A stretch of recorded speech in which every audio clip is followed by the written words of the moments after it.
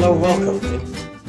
In today's video, I'm going to talk about step one in the path or the journey to become a paid interpreter. And step one, as you'll see from our graphic, is to, of course, get qualified.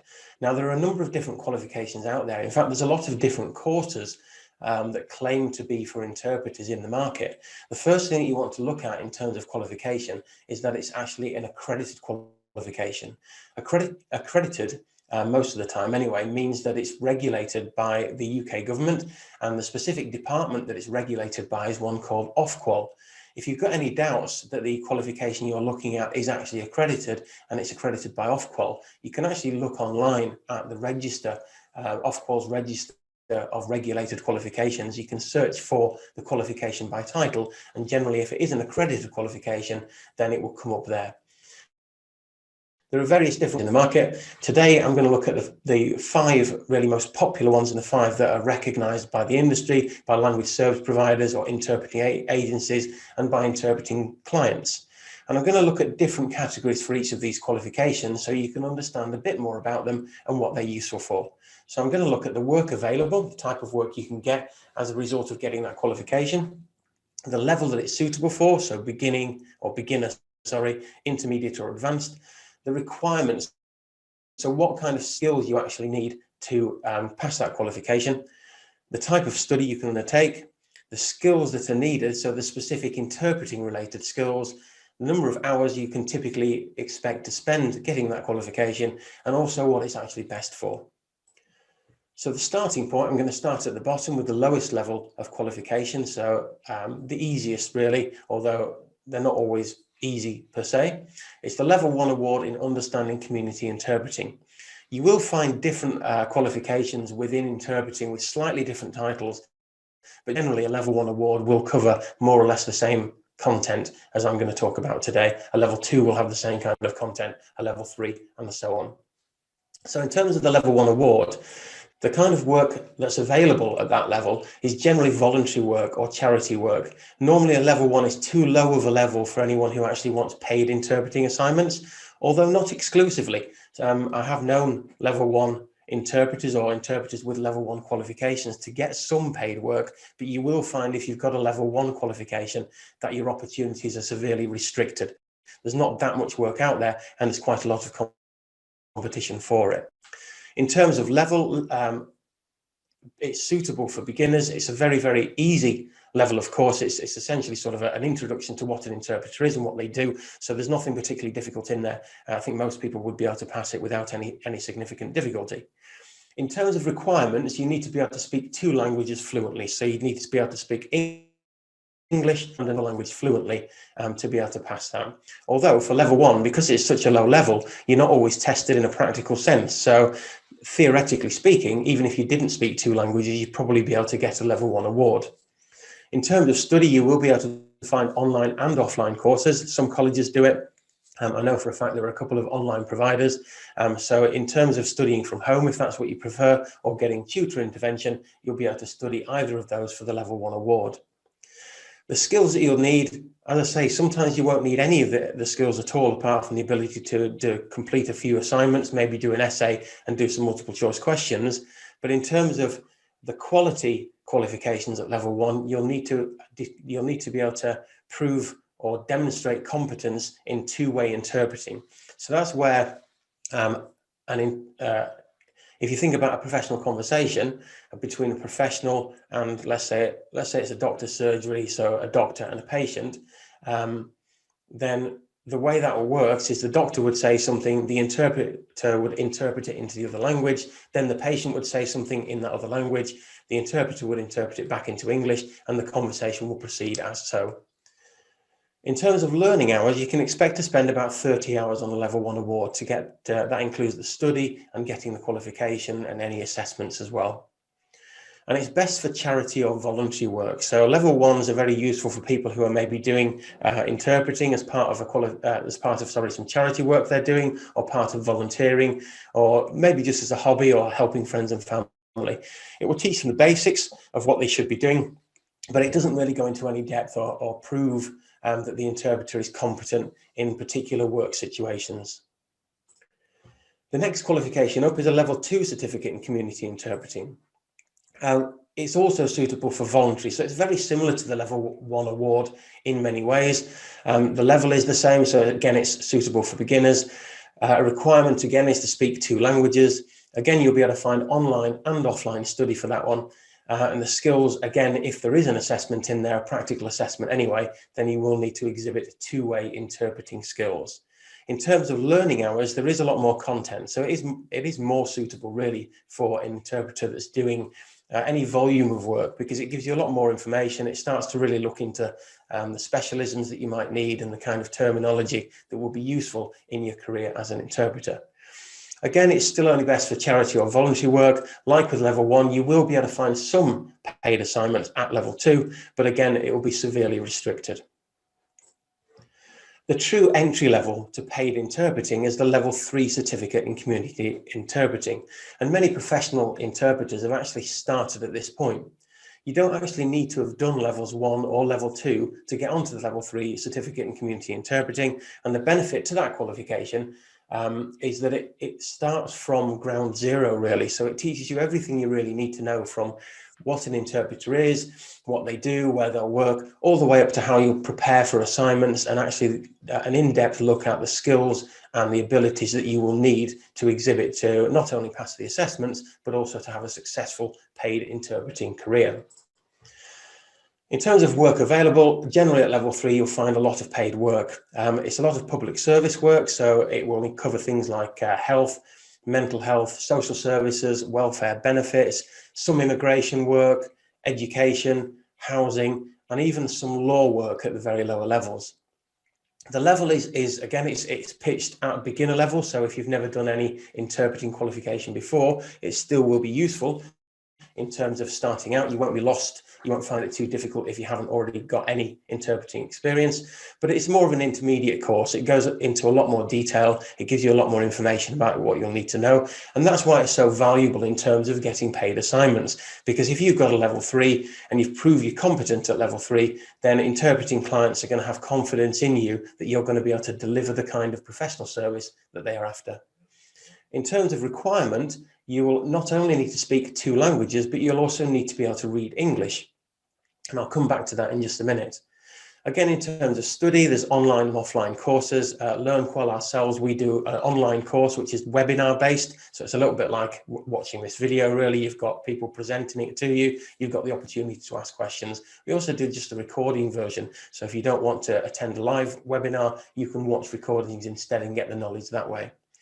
In terms of skills, when you come to your assessment, you'll be tested on 2-way interpreting, as I've mentioned earlier, generally in a professional setting, so something like health, which is what we do, welfare benefits, or a similar kind of setting.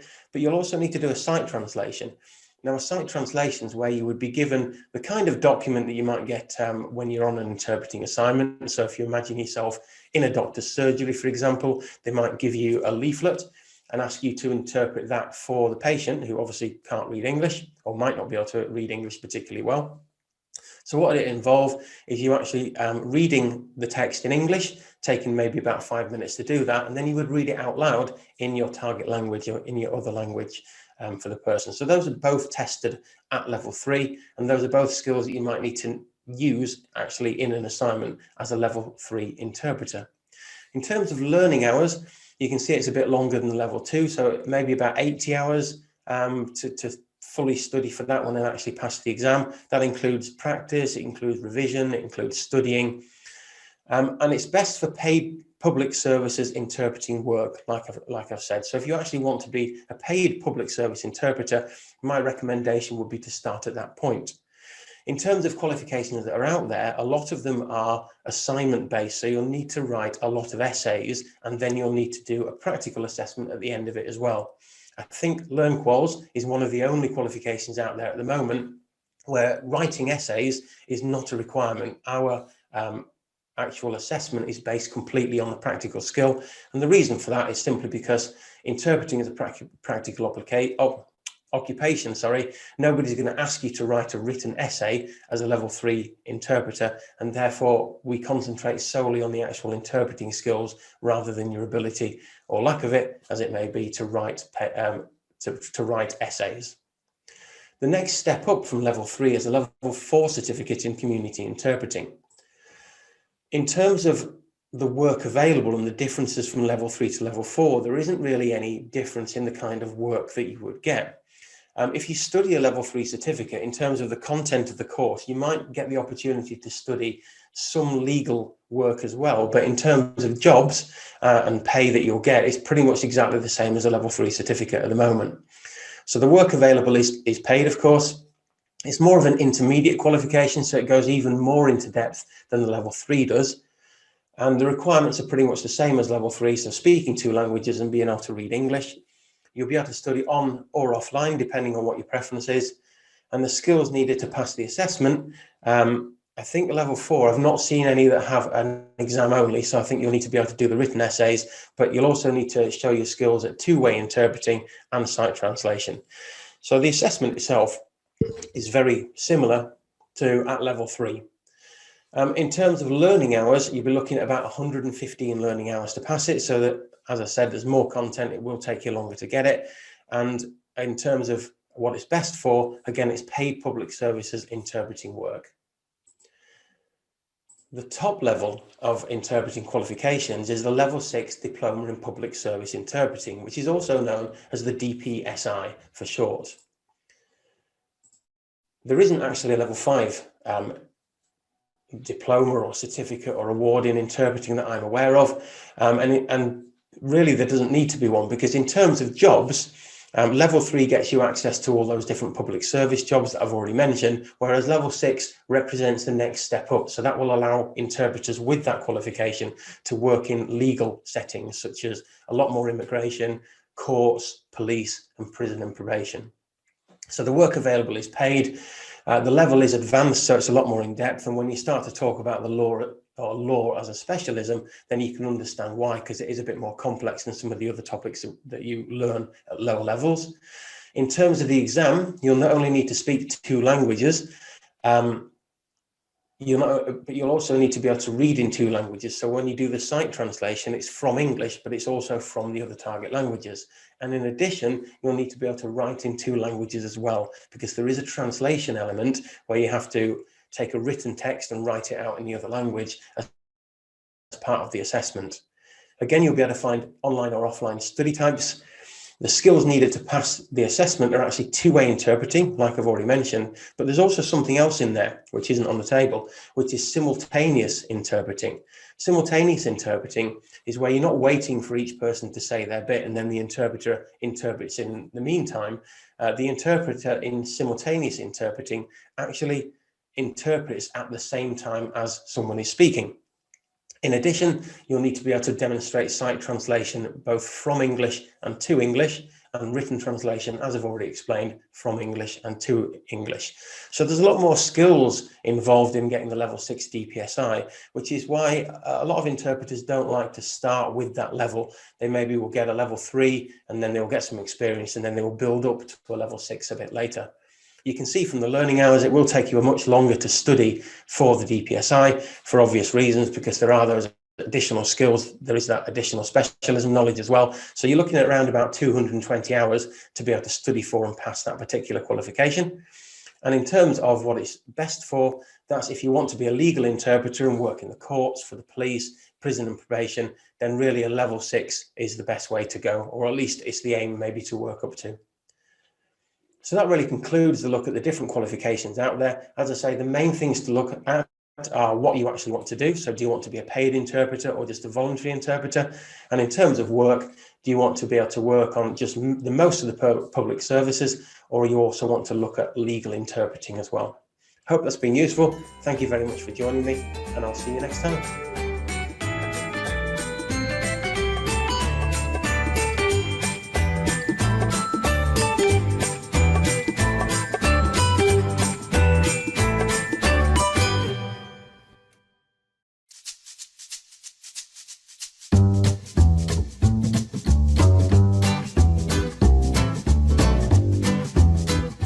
Hi, and welcome back to our 8-step guide to working as an interpreter. In this video, we're going to look at step 2, which is all about choosing how, when, and where you want to work. And there is quite a lot of different options available to interpreters. So in terms of interpreting work, the majority of interpreting work that a freelance interpreter would do would range to include face-to-face interpreting, telephone interpreting, and video remote interpreting. And let's have a look at those in a bit more detail. First of all, face-to-face interpreting. So face-to-face interpreting generally happens on a client's premises. So you'd actually go into a client's premises and provide an interpreting service, normally in a room. So there's no technology or equipment involved there. And it would involve different premises such as hospitals, council offices, job centres, schools, charity offices, courts. This is more for level 6 interpreters, police stations, and even prisons.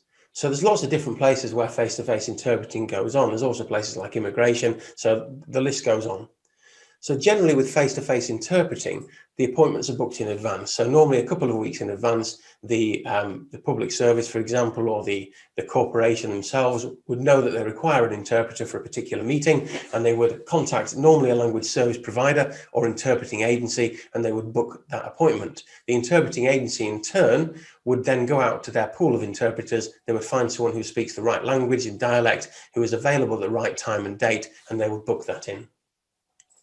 Now, generally, as an interpreter, it's completely up to you whether or not you accept interpreting assignments. So if it's not at a convenient time or date, then you have got the option to turn it down. It does mean that as an interpreter, you have got a lot of freedom in choosing when you actually want to work. But obviously, there is a knock-on impact. If you're always turning work down, then people might not want to go to you in future. They might want to use people who are more likely to accept them in the first point of contact. So that's something to think about as well. Generally, when we're talking about face-to-face interpreting, the majority of that happens during office hours. There is some face-to-face interpreting that goes on outside of office hours, but generally most of it is during office hours. So again, when you're wanting to be an interpreter, that's something to think about. If one of the reasons you want to be an interpreter is so that you can pick your own hours, or maybe do slightly different hours than office hours, then face-to-face interpreting might not be the best choice for you. So on to telephone interpreting. Now, telephone interpreting pretty much occurs solely from home or from your office, wherever that might be. But the majority of interpreters would have a home office. Again, sole traders are unlikely to want to pay for a space in an actual office somewhere. So from home means that you'd also need a landline. So they wouldn't accept telephone interpreting on a mobile phone, generally because the line isn't brilliant. It can get interrupted and it can have connectivity issues and sound issues on there. So most providers of telephone interpreting services would insist that the interpreters that work with them would have a landline. And my advice would be to get a headset with that, a quality headset as well, so that you're not constantly holding the phone. If you're doing interpreting for any length of time when you're holding a phone, it can get quite tiring. And not only that, but if you're working at home, you might want to have a laptop in front of you so you can look up glossaries or terminology should you need them. So I definitely advise investing in a good quality headset, which doesn't have to be expensive.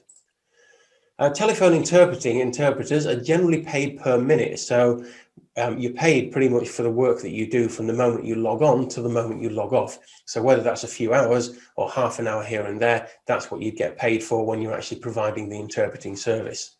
Because of that, and partly because of the nature of telephone interpreting and the type of work that comes through for telephone interpreters, there tends to be no advance appointments. So you're essentially logging on to go live and accept interpreting work as and when it's coming through to you, and then you just deal with things as and when they come through. So you don't normally get advance notice of that, which means that you can provide interpreting services pretty much any time that you like. It's probably the most flexible version of interpreting that's out there at the moment. I know lots of professional interpreters who, for example, have got family responsibilities or other responsibilities, meaning that a 9-to-5 doesn't work for them, but they can still provide telephone interpreting in the hours that suit them. Another big advantage to telephone interpreting is you're not restricted by location. So that means that you could, if you live in a remote location, you're not having to travel to a town to provide services. You're not only interpreting for people in your area, but you're actually interpreting for people anywhere in the UK. Or, as a lot of interpreters that I know do, you can even provide interpreting services outside of the UK by phone appointments. So that includes the US, for example, where there's a big requirement. There's lots of telephone interpreting, or over the phone interpreting, as they call it over there in the US. And I know quite a number of interpreters who actually work what we might consider to be unsociable hours, but for the US, so sort of later in the day in terms of UK hours, because that's what suits them. They might have family commitments during the day, and then they might want to log on from, I don't know, 5 or 6 o'clock in the evening after they've had the dinner, and then provide interpreting services for a few hours there. So telephone interpreting really is very flexible. It also means that you can achieve the dream of working from home, so no travel on the roads, less danger from that as well. So it's a great option for interpreters. The final one that I mentioned there is video remote interpreting. Now, video remote interpreting is still fairly new to the industry, but it is growing massively. That has coincided, of course, with the increase in the quality of the technology, including broadband supplies, so the internet's up to it now, and much better cameras, webcams, and equipment that you can use to provide video remote interpreting.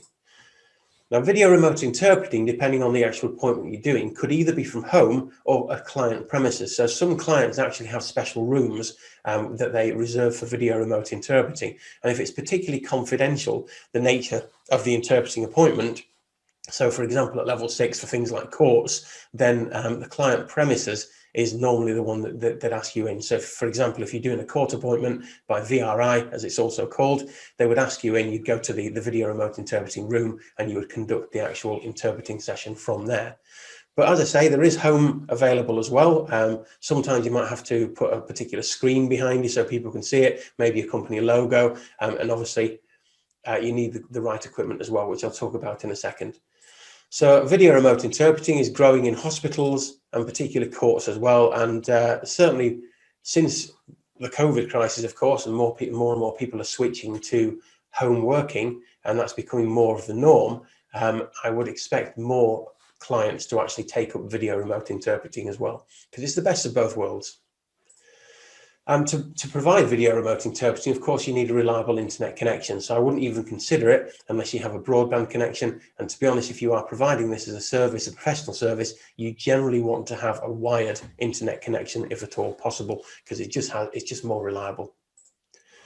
You'd also need a good quality webcam. They're not particularly expensive. You can buy one off Amazon for about £20. There's good quality. You'd also need some good speakers so you can hear what's going on there, and a microphone as well. And again, like with telephone interpreting, you might want to consider investing in a good quality headset, just so that you can get the absolute best sound in both what you're saying and what you're hearing while you're providing the service. Now, for video remote interpreting, there are some advanced appointments, so they'll be booked in the same way that face-to-face interpreting would in advance, so you have time to prepare and you decide whether or not you want to accept it. But they also have some on-demand video remote interpreting as well, which works more like telephone interpreting in that you don't have any advance notice. You log on from a particular time, and if a client needs you, then they would actually just dial the number or call the video remote service as and when they need it. So it is growing. It's definitely worth investing in that equipment and getting involved with video remote interpreting if you are an interpreter, if you want to work from home, if you want to work with your own hours. So certainly in terms of how, when, and where you want to work as an interpreter, it is certainly one of the more flexible occupations out there. Thank you.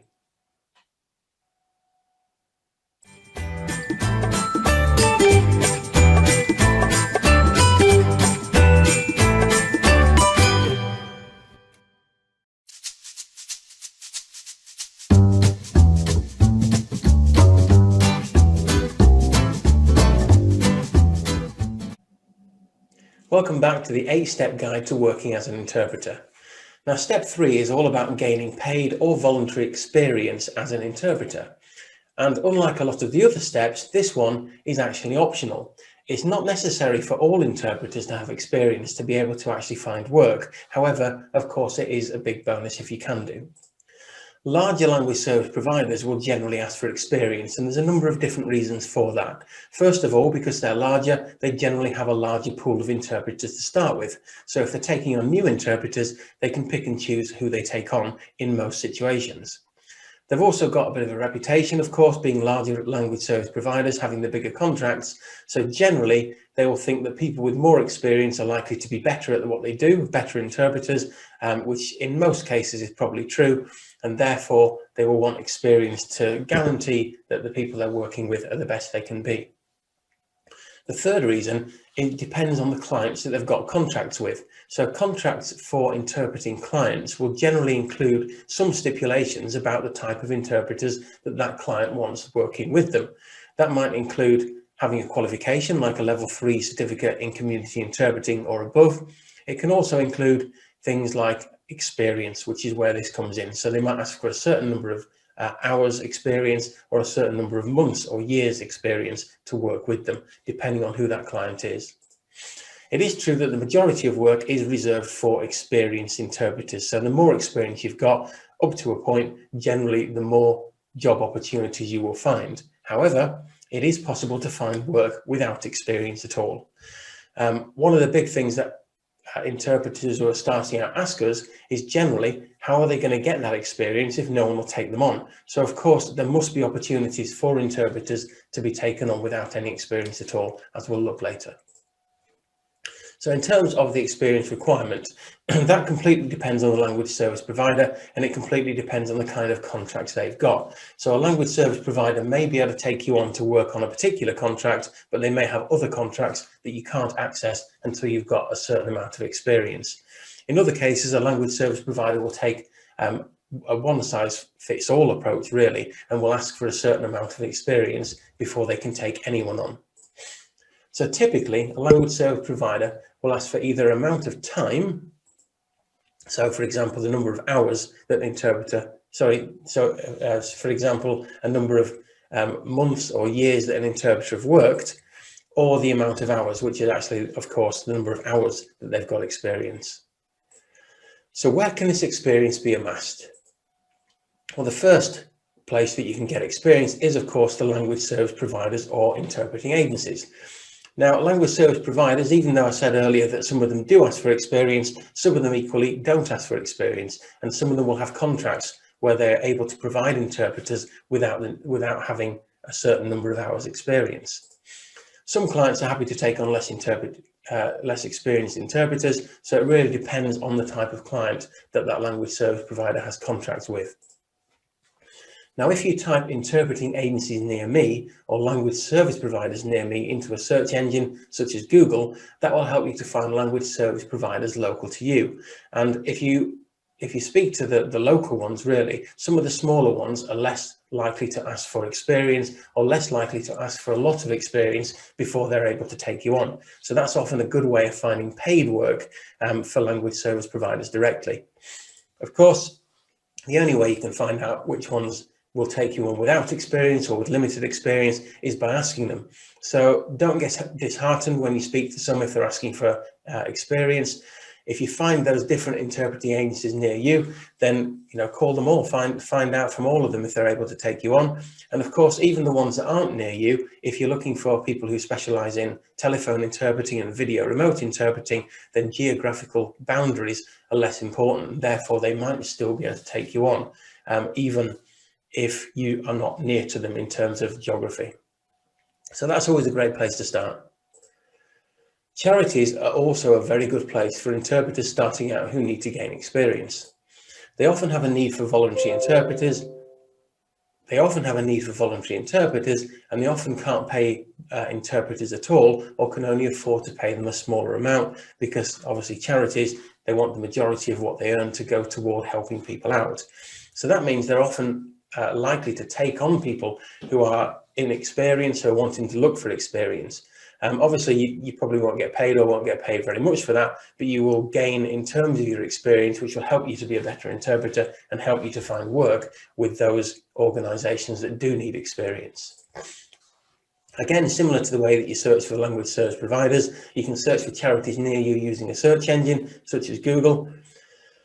And generally, try and focus your search on charities that are designed to provide help for limited English speakers. So I mean, most charities will probably deal with people who have limited English speaking ability and therefore will probably still have a requirement for interpreting, but certain charities are set up specifically for those groups of people.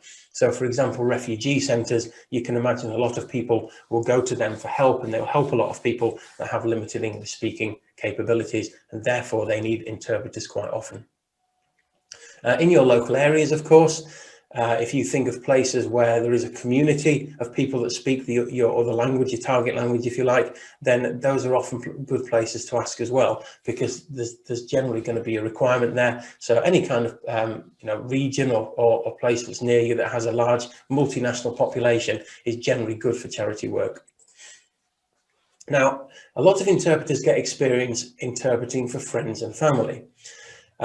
It depends on the language service provider or the client whether or not this kind of experience is acceptable. Some of them do accept it, some of them don't accept it. Regardless of that, it's still useful for your own development. So just because a language service provider might not accept that experience, if you want to do that to develop yourself, then it can still be a valid and useful source of improving your skills and knowledge. One thing I would say on that, though, is don't provide interpreting services for friends and family unless you've at least gone through an interpreting course, or you fully understand the knowledge that you need, the skills that you need to exhibit, and particularly the ethical boundaries, the code of conduct and the do's and don'ts of the interpreter's role. Otherwise, you might be providing this service incorrectly, and that might actually do more harm than good to your friends and family. So if you interpret and you provide a service where you don't really know what you're doing, you're not providing a correct interpreting service, what could happen is you're giving them the wrong information or you're interpreting things incorrectly, and that can be harmful to them if they don't get the correct information. So be careful about that one. Now, regardless of where you get your interpreting experience, it's always recommended to keep a record, because if you do use that to apply for a job later, then you guarantee that they're going to ask you to prove the experience that you've got. So the key things to do are make a note of the dates when you worked with a particular organisation or company. So as in the dates from and to when you're working, or whether it's still current. You'd also want to keep a log of the hours that you've worked. And the best way to do that is just by starting a simple spreadsheet. You can also put as well the kind of specialisms you've worked on, which can be useful to get work for certain things, and it's good for your CV. And if possible, get some proof from the organisation. So a lot of interpreters that I've worked with, for example, excuse me. So where possible, get some proof from the organisation. A lot of the interpreters that I've worked with, for example, will have a letter from the organisation which will state the dates when they've worked with that organisation. They also sometimes give some feedback on the performance of the interpreter as well. So if they think you for example, provide a good service, if you're on time, things like that. And that can be like gold dust as well for your CV when you actually come to get jobs with other agencies. Thank you very much.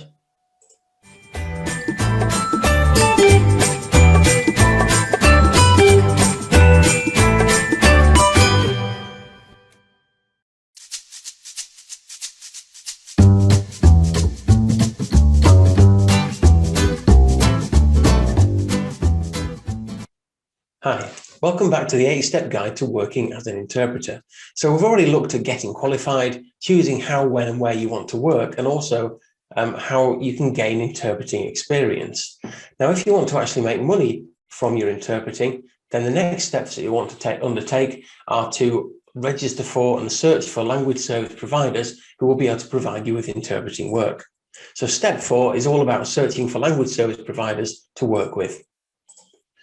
Now, just to give you a bit of background about language service providers, or LSPs, they are interpreting agencies essentially that connect people who need interpreters with interpreters themselves. So normally an LSP will have a pool of registered interpreters with them in multiple languages, and then when somebody needs to request an interpreter, so for example a hospital, they will get in touch with the LSP, and the LSP will send the job out to their pool of interpreters with the right language combination, and then we'll make a booking.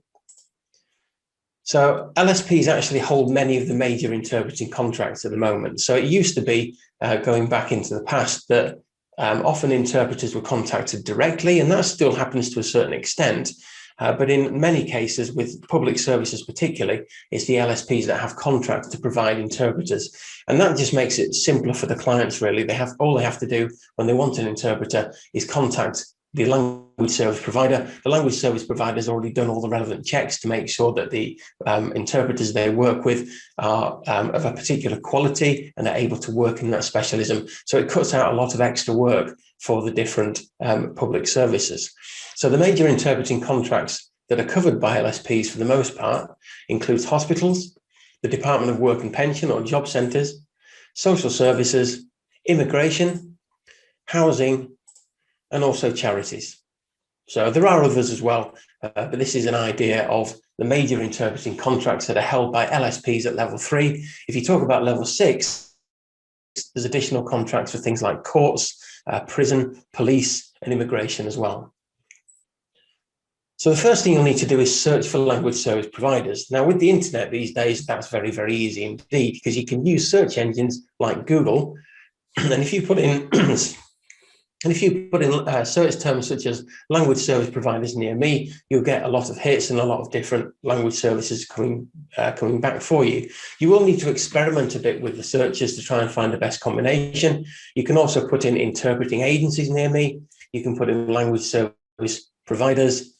You can put in telephone interpreting and things like that, and you'll get different companies coming up. But as I say, in the UK, there are plenty of LSPs across the country. And actually, you may also be able to work as a telephone interpreter in the US as well. So it's sometimes worth searching for telephone interpreting agencies, or over the phone interpreting, as they tend to call it in the US, and seeing if you can find those as well. In addition to search engines, you can also find lots of companies on LinkedIn, and you can do that by following language service provider business pages. You can follow influencers, and of course you can follow LearnQual as well. So if we see any adverts from language service providers, we do try and share that on our LinkedIn page. You can also find good leads through Facebook as well. There's often job adverts put out on Facebook itself. So often they will just come up in your normal feed if someone's promoting it, but also you can follow groups. And you can also follow LSP business pages on Facebook as well to keep up with the latest news. And there's plenty of groups. There is actually one called something along the lines of interpreting and translation jobs. So you can get a lot of jobs from there. But joining groups from either education providers like LearnQual or groups that are dedicated to interpreting, often companies will post jobs in there as well. So once you've searched for a language service provider or more of them, you'll want to actually apply to them. So to apply to a language service provider, you can do that by responding to adverts. And again, like I've mentioned, these adverts sometimes appear on LinkedIn and Facebook. They're sometimes just available on the internet as well. If you search for interpreting jobs, sometimes language service providers will advertise there as well. Of course, you can apply to a language service provider online. So often if you go directly to a language service provider's internet page, there will be an online application process on there, or if there's not, there's normally online instructions as to how to apply. You can of course email them direct, and you can ask to apply that way, and of course you can phone them up directly as well and find out if they've got some requirement for interpreters in your language, and also start the application process. So once you've found and you wanted to start applying to LSPs, that's where we move into step 5 of our process, which is registering for work with a number of different LSPs. So one question that I often get asked by interpreters is, how many LSPs should I apply to? The thing is, if you are a freelance interpreter, there's no real limit to the number of LSPs you can actually apply to. Normally, they wouldn't have exclusivity terms in their contracts. So, for example, they wouldn't say if you're working with us, you can't work with anyone else. That might be the case if you have a full-time interpreting job, but in most cases, interpreters work as freelancers, and therefore you're free to work for any LSP that you like. The main thing to say on this one is just keep persevering, particularly if you're brand new to interpreting. It may feel at first that you're not really getting anywhere, that you might have made a number of applications and nothing's actually coming off for you. But if you persevere, you'll often find that you will get success. So you need to stick at it, really. Generally, we'd advise you to apply to 10 or more language service providers. It's for a number of different reasons. First of all, the more language service providers you're registered with, the better your chances of finding work. Different language service providers hold different contracts, which means they have different requirements for different languages. So sometimes you might register for one, and their contracts may mean that they don't have much requirement in your language. However, if you register for a different language service provider, you might find that they've got much more requirement. So it's well worth registering for a number, which, yes, does take a bit of time, but is well worth it. The more LSPs you're registered with, the more chance you've got of building up a positive reputation with those LSPs.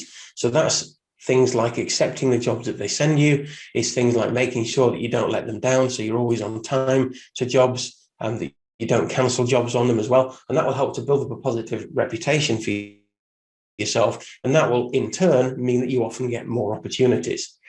Once you've started doing that, if you've got maybe 2 or 3 language service providers that you get a lot of work for that you enjoy working for, and that enjoy working with you, that might mean that you want to ease back on some of the other LSPs that you're registered with, mainly because you don't want to be constantly turning jobs down from LSPs, because that will give you a negative reputation and they might stop sending you work. So in that case, maybe it's better to just say, I can't take any work from you at the moment, but I'll let you know in the future if I can do that. So when it comes to registering for the LSP, they will ask you for a number of different things. The first thing they normally ask you for is qualifications. So that would include interpreting qualifications, like the one that Learn Qual do, the level 3 certificate in community interpreting, or the level 6 DPSI. It may also include other relevant qualifications. So that might be a qualification in translation, or it could be to do with a qualification that has a language link in some way. It really depends on the language service provider and what kind of contracts they've got and what kind of clients they've got. Some of them may also ask for experience. So in the last video, you'll have seen about experience, so I won't go into that now.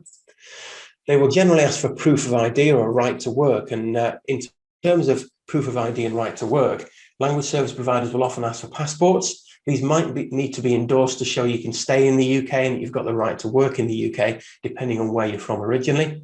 You could also include national identity cards, biometric immigration documents. Often they will ask for the original documents to be sent in. So when you send those, make sure you do that recorded so it's tracked and they don't go missing somewhere. And they'll generally take the original copies, they'll make copies of those, they'll verify that they are the originals that they've seen, and then they'll send them back to you.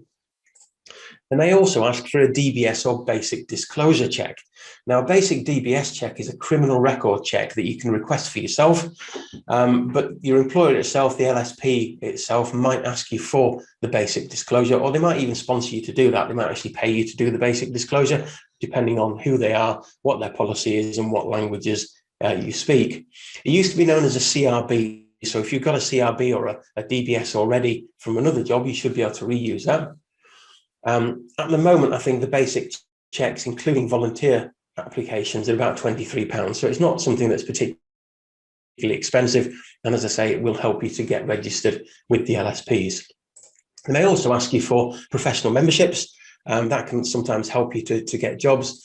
And that might include memberships to the NRPSI, the National Register of Public Service Interpreters, ITI, the Institute of Translators and Interpreters, and even CIOL, which is the Chartered Institute of Linguists. So these are kinds of professional memberships. There are others out there, but these can also strengthen your application.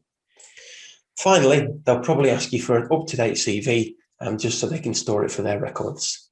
So, as I say, once you've found the LSPs, you apply to join them, you go through the registration process, and you should be on their books and ready to receive work.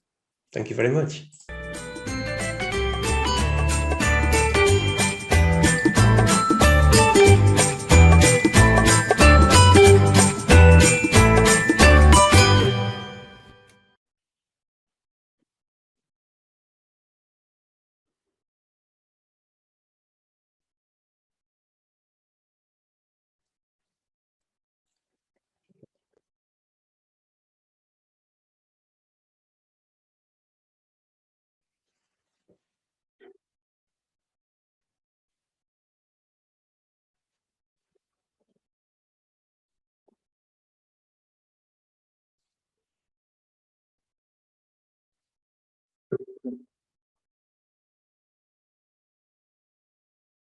Hi, and welcome back to our 8-step guide to working as an interpreter. In this particular session, we're going to look at steps 6, 7, and 8. So we're going to look at agreeing your rates and contact details, receiving and accepting assignments, and then, of course, the most important part of all, completing the assignment so that you can get paid. So first of all, let's have a look at step 6, which is agreeing your rates and contact details. Now, in terms of interpreting rates, it does differ from translation in the way that in a lot of cases, the rates will actually already be set by the language service provider. So it's not necessarily a case of you actually setting a rate for yourself. Often the language service provider will have an agreed rate for working on a particular contract, and they will offer you the work on that contract, and they will agree the rate up front. So the actual rate itself will vary often by language specialism, client and experience. So some clients pay more than others. If you've got more experience, you might be able to ask for higher rates. Sometimes the language service providers have like an introductory rate if you haven't got much experience so that you can get work and build that experience up. The specialism has an impact as well. So for example, if you're working on things like legal interpreting cases, that will generally pay higher than medical, but not in all cases.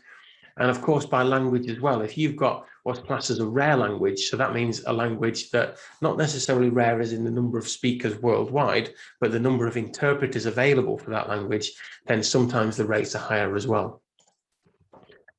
Generally, for face-to-face, a language service provider will pay an hourly rate. So normally a minimum booking for an appointment would be an hour. That might be something like a medical appointment, and then you'd be paid the agreed rate per hour.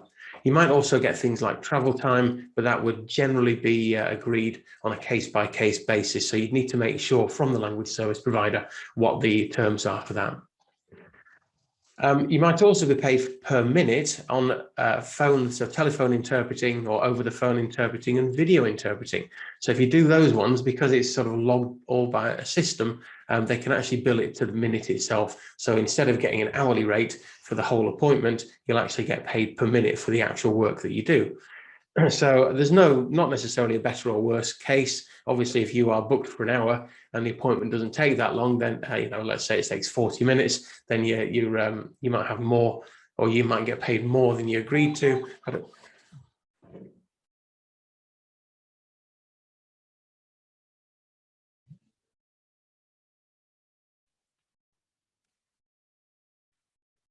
So there might be times where you are asked to agree a rate, certainly when you are enrolling for a language service provider in the first instance, or if they've got a new contract where they're asking you to try and set the rates for yourself. So if you are in the situation where you're agreeing or setting your rates, there's a few things to keep in mind. First of all, you want to be competitive. You don't want to sell yourself short, so you don't want to undervalue yourself and try and undercut everyone else that's out there. But you also don't want to charge too much, even if you think that your service is worth a lot of money. Now, as I was talking about earlier, if you've got a really rare language, then to a certain degree, you might be able to actually be quite competitive and set your rates quite high. But generally, you want to see what the competition are doing. You want to find out what kind of rates people who speak your language with your kind of experience are charging, and you want to set your rates around about the same. So it is quite tempting sometimes to try and undercut the competition. So for example, if you're speaking to a language service provider and they're saying that for your language, the rates are £15 an hour, it might be really tempting to get more work to try and drop that, for example, to something like £12 per hour. The problem with that is that you're then undervaluing the profession, and all you're really doing is starting off a chain reaction, which means that everyone else will start dropping their rates, and ultimately it's just going to become a race to the bottom, and you're going to cut everybody's rates, and ultimately it's not going to be sustainable. You'll have a lot of people doing a lot of work for not very much money. So please resist that temptation, and as I say, be competitive. Don't overprice yourself, but don't underprice yourself either. And overriding that as well, be prepared to change. So when you first go in, you might have a particular rate in mind. You might not want to drop below that particular rate because you think that that's what you're worth, and fair enough, you're absolutely within your rights to do that. But if you're not actually getting any work from it and the rates are a problem, maybe the language service provider are letting you know that the rates are a bit high for certain clients that they work with, then be prepared to change as well. Be a bit flexible, because that will help you out in the long run as well. And it is important to get that experience, to get work, of course, so you can get paid. And then further down the line, sometimes you can revisit that or qualify for different jobs that are paid higher. It's also important when we're talking about rates to make sure that your contact details are absolutely right with your language service provider as well. And the reason for that is because jobs are actually sent to you a number of ways. So first of all, jobs can be sent to you by email. So obviously, if they don't have your correct email address, you're not going to receive those jobs. Secondly, you might get phoned up with job opportunities as well, particularly if it's short notice. So again, it's absolutely critical that you need to keep your phone number up to date. Particularly keep that in mind as well. If you are changing mobile phone provider, for example, and your number's changing, make sure that one of the first things that you do is make sure that that phone number is updated with the relevant language service providers or clients. You can also get jobs by text message. So again, that comes into the importance of being set up by phone. And some language service providers as well will have their own apps. So you need to make sure you're logged into those apps, that you've downloaded them so that you can actually receive information through those apps as well. There might be some kind of configuration that you need to do on the app as well. So make sure that's up to date as well so that you're not missing any opportunities. So as I say, it's crucial that your interpreter profile is kept up to date. If there's any changes, if you move house, for example, then it's really important that you make sure that you contact the language service provider and update your profile. Sometimes you can do that yourself, other times you need to get in contact with them or send them an email. But always make sure your contact details are correct, because essentially that's where you're going to be making money. Some jobs as well, it's worth noting, are allocated on location. So these are obviously face-to-face jobs. And sometimes the algorithm that the language service providers use will actually look at the location of the interpreter when it comes to making a decision. Normally, obviously, that has an impact on travel time. So if you live in Birmingham, it's unlikely you're going to get a job in London unless you've got a particularly rare language, because the language service provider isn't going to want to pay you, 2 hours each way travel time to get there and back. So obviously, they'll try and find someone in London. But it even comes down sometimes to people who live nearer to something like a hospital are more likely to get a job. There's other factors as well, but I have known people to even move house interpreters so they're closer to where they work, so that they can get more jobs. But again, it's really important keeping that in mind to have the correct address updated on the system. You may also need security clearances. Generally, that would start with the basic disclosure, so you'll need that to register with most language service providers in the first instance. But you might also be asked for different security clearances to work with different clients. So if you have got a security clearance, or you've got a new one, or that's been updated, again, it's important to make sure that your profile's up to date with that information. And also insurance.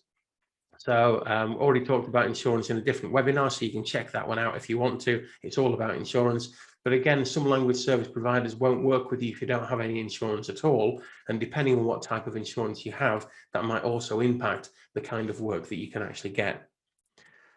And the final thing to make sure is up to date on your profile is your CPD and qualifications. So if you are regularly doing CPD, make sure you're logging that. It's not essential for most language service providers at the moment, or even professional bodies at the moment, but that is something that will probably change in the future. So the more CPD you can log, again, the more likely you are to be able to qualify for certain jobs. Obviously, if you get a new qualification, then it's important to log that as well, particularly if it's something in terms of interpreting. If you move from a level 3 certificate and you actually get the diploma in public service interpreting, that would enable you to get different types of jobs. You'd then qualify or become eligible for legal jobs, or certainly a greater number of legal jobs. So again, you'd want to make sure that was updated so that you can qualify for those kind of jobs. Okay, step 7 is receiving and accepting an assignment. So again, if you imagine you've registered with a language service provider, your profile is nicely up to date, including your contact details. So when an assignment comes through that's matched to your profile, so your language, location, experience, etc., you should get a notification. Now, as I've already discussed, that could come from a number of different sources. So one of the key tools in the interpreter toolbox is ensuring that you've got a smartphone. The reason for that is because you might, as I've already said, you might get assignments from text, in which case you need to be able to respond quickly, but also because you might have to download an app to work with a language service provider, so you'd want that as well. Sometimes with text messages or app notifications, language service providers, particularly the bigger ones, use the fastest finger first. So the first to respond to an advert will be the first person who gets it. So for example, if you're an interpreter for Polish, they might have sent a job out to 5 different interpreters, and essentially it's the first one to respond that will get that. Not always the fairest way of doing it, because you might be in an interpreting assignment at the time and unable to actually look at your phone, but that's the way it is, unfortunately. So sometimes they'll give you a bit more time to do that, but if they've got 5 interpreters who all have very similar qualifications, experience, and things like that, then I suppose just allowing the first one to respond is probably the fairest way to do it. So it swings and roundabouts. So the advice with that smartphone as well is to keep it switched on at all times. So I appreciate that you don't want to be sort of working 24/7, and obviously, you want to turn it off overnight. Generally, a language service provider probably wouldn't send you a job overnight anyway, unless you are signed up to a particular client like the police and you are happy to work out of hours and you've let them know about that. But certainly, when I say out of hours, certainly outside the normal sort of business hours, as in outside the 9 o'clock or 5 o'clock time, it's worth keeping it on, because sometimes you might get an assignment in an evening, and if your phone is switched off, then you're not going to pick that up. I appreciate, again, that obviously having downtime is really important, but it doesn't take very much effort to check a text message and respond to it. If you've done that and you've got the work, you can always put it into your calendar and make arrangements for it the following day. So obviously, don't keep this phone switched on if you're in another assignment, because that's unprofessional, and it would doubtlessly generate a complaint if you were to if you were to answer a phone call or send a text message or something in the middle of an interpreting assignment. So again, if you do get an assignment sent when you're in another assignment, that is unfortunate, but it is better to be professional. But once you've received it, you then need to accept it. So generally, again, unless you've got lots and lots of work and more work than you know what to do with, be prepared to be flexible. Sometimes you might have to accept assignments that are not within the time limits that you expected to be working. So you might have to adjust that if you can do. Appreciate that's not always possible due to family commitments. With specialisms, you might need to be flexible as well. So it might be that you've done a lot of medical interpreting and you get an invite to do a social services appointment. Even if you haven't worked in social services before, if you are a good interpreter and you have the time to actually be able to upskill yourself and look into that and do some proper research in that, there's no reason to turn it down. So, be flexible and be prepared to expand your own knowledge and the number of specialisms you can work on. In terms of rates, as I've already mentioned, you might need to be flexible on that as well. Don't compromise yourself too much, but if you've literally got no work coming in and something comes in a couple of pounds lower than the normal rate, then it might be worth taking that just to get some work. Also, time, as I say, so sometimes there might be an appointment that would normally be outside the time that you ideally would be working. But again, it depends on your situation. It depends on how much work you've got. But don't forget as well that by accepting an assignment, you actually build up kudos with a language service provider. You improve the value to them. So occasionally, if they want you to work sort of out of your normal hours, then it's worth doing that, because then they will think favorably towards you. And if they get another assignment, then you'll be one of the first people that pop into their mind. It's really important, though, to only accept assignments that allow you to provide a professional service. So again, depending on how much work you've got, it can be tempting to accept an assignment when you maybe shouldn't do. So again, think about availability. If you're a face-to-face interpreter, you've got an appointment and there's one immediately afterwards, think about the travel time to get between the two. If you literally can't travel between the two and get there in time, or you think you might be able to do, but you might be a bit late, sometimes it's better not to accept it, rather than let one or both of the professionals down. Because again, that won't be good in terms of your reputation with the language service provider.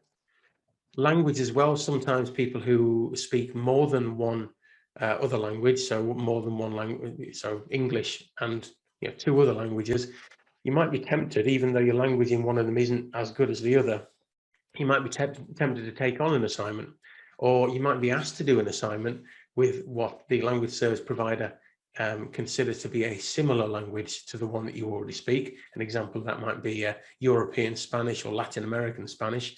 But if you're not confident to do that, again, even though it's tempting, it's better to turn it down rather than risk providing a service that isn't up to the mark.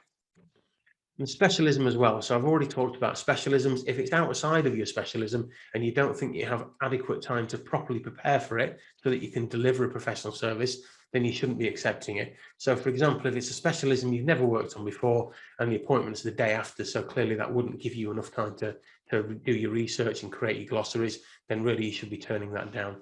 But obviously plan ahead and try and look into different specialisms that you might be offered, particularly if you're doing phone interpreting, because you can get all sorts of different calls. There's also conflict of interest. So again, it can be tempting if you've got something that might be a conflict of interest, but you don't think it's that major, just to say you don't have a conflict of interest. So for example, it might be someone that isn't a direct acquaintance, but a friend of a friend that you're interpreting for. So you might be tempted not to say anything about that, but you're always best disclosing that to the professional if there's any conflict of interest, and allow them to make the decision. If you're honest with that and you tell them exactly what the relationship is, then they will have the information they need to make an informed decision. And if they don't think it will compromise the service that you're able to give, they'll probably give you the assignment anyway, but they'll definitely appreciate your truthfulness. Okay, so the final step is completing the assignment.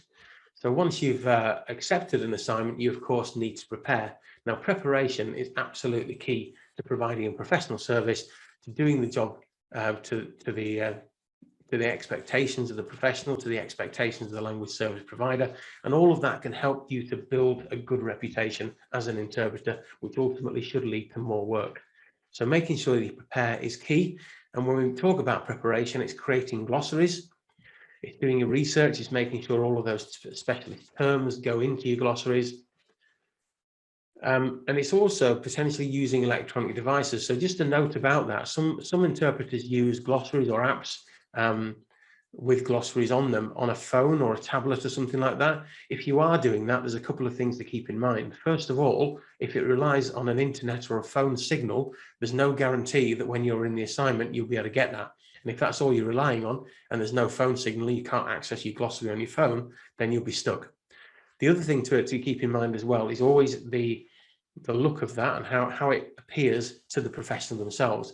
If you can imagine yourself in an interpreting assignment, halfway through you start looking at your phone, what are they going to think? They might think you've gone on Facebook or you've got a message that you're responding to. Either way, they're not going to think it looks particularly professional. But if you are using an electronic device, just let them know at the beginning of the session and make sure they're okay with it.